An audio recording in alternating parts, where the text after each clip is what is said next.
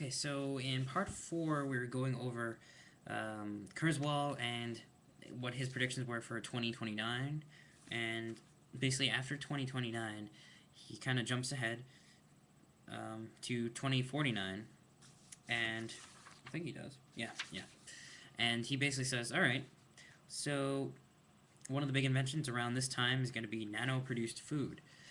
Basically, tiny machines which create organic food, just like there are machines now that kind of help process food and everything, but it'll be at the next level then, and processed food will be mass produced in the same way that most products are mass produced, but being able to retain the healthiness and also the all the complex facets of food, because processed food right now is kind of devoid of many nutrients.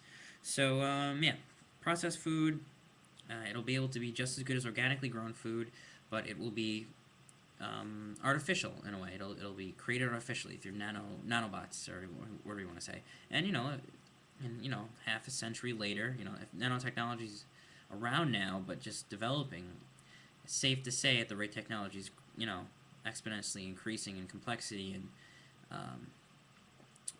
the speed at which it's increasing is 2049 sounds plausible.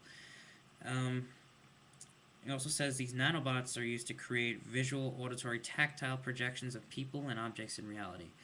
Maybe.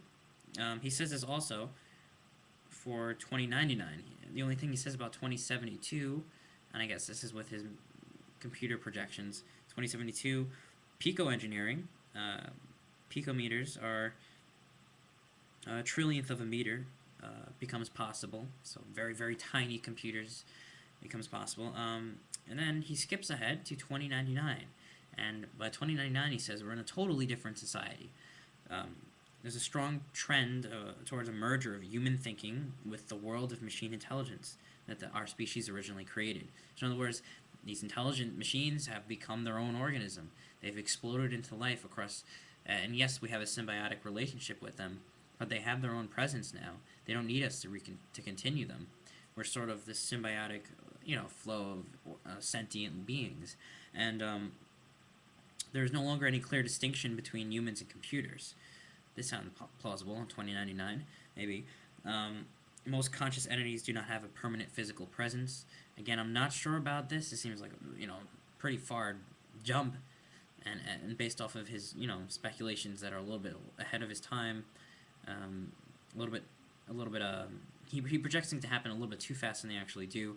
So I don't know if this will be happening, but definitely I can see a world where computers and humans are kind of symbiotically existing, and a lot of our normal everyday life is based off of them, and a lot of enhancements will be possible through computers. Enhanced eyes, enhanced human life expectancy, I'm sure, will be off the roof.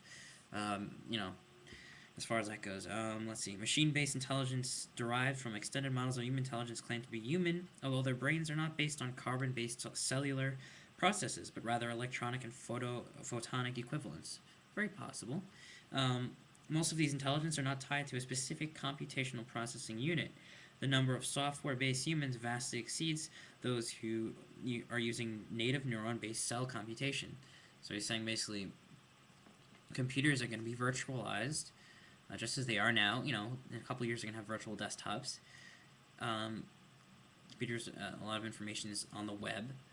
So will intelligence be on a future web, a future organic, non-organic, complex web of consciousness?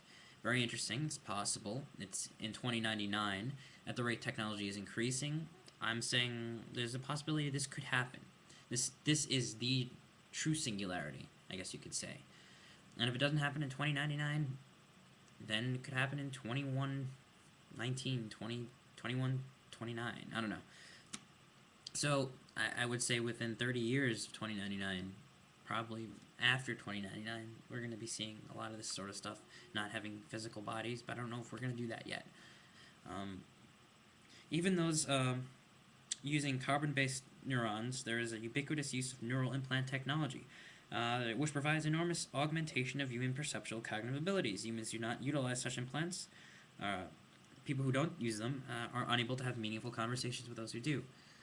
I don't know about that either. I think we'll be able to talk to them. I mean, we can still use speech, still understand. We may not be able to relate as much because a being who is virtually part of the internet, this is we're talking. If what he's saying is true here, the definition of a human being is going to be something different. We're not going to be human beings anymore. We're going to be so.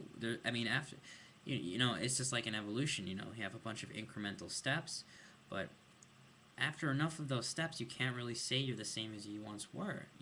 After a number of steps, from fish to amphibians or amphibians to reptiles, you can't really say it's an amphibian anymore. Now it's another species. I mean, or even in human evolution, So if this is truly another, a series of adaptations, maybe we're not going to be who we are anymore, and it's very possible. The next species, or as that guy from TED was saying, Homo evolutus.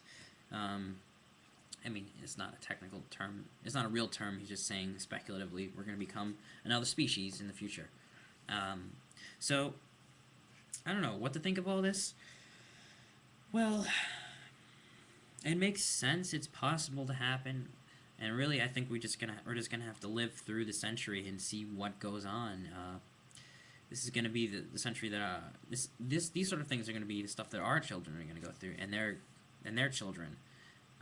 Whether or not we're gonna live to see this sort of stuff by 2099, I mean, I'll probably not be able to live unless the life expectancy goes to like 200 or something. I don't know. So I'm not betting on me surviving per se to 2099 to see this. I think we'll probably have more natural lives. A lot of the stuff is gonna be. He's saying it's gonna happen, but I think it's gonna take a little bit longer because he hasn't accounted for wars, famines, economics, depressions. So I think the speed at which is going to happen, it might be a little slower. Some things won't happen so nicely as he's hoping for. But overall, I think Kurzweil is probably very accurate, and his speculations that what will happen eventually, relatively within the same time frame he's saying, give or take 10 or 20 years.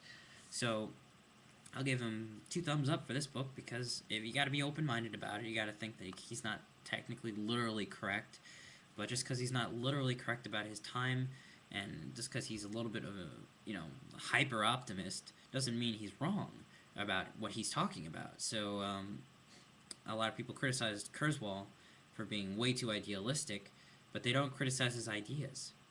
I mean, none of them have really stood up. I mean, a lot of these ideas are very scientifically based and, projections of technological rate of evolution.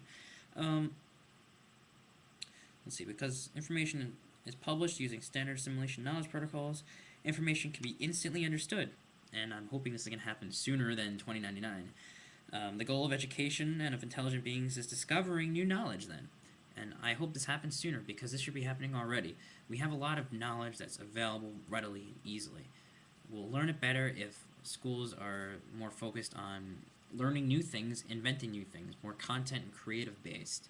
And I say creative and not just, creating artistic things, but creative meaning, creating a new program or creating some kind of new theory.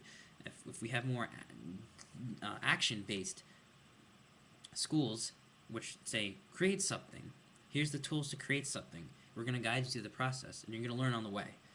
I think that'll be more possible, and before 2099. Let's see. So the next thing after 2099, he writes some millenniums hence. Well, this, of course, he writes, intelligent beings consider the fate of the universe. I think we're considering that now.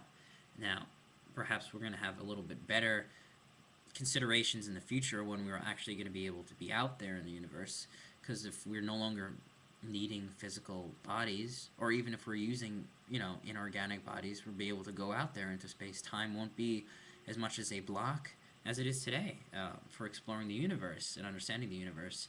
So I feel like a lot of these implications will be happening much sooner, and perhaps we'll use AI in conjunction with human beings to explore the galaxy.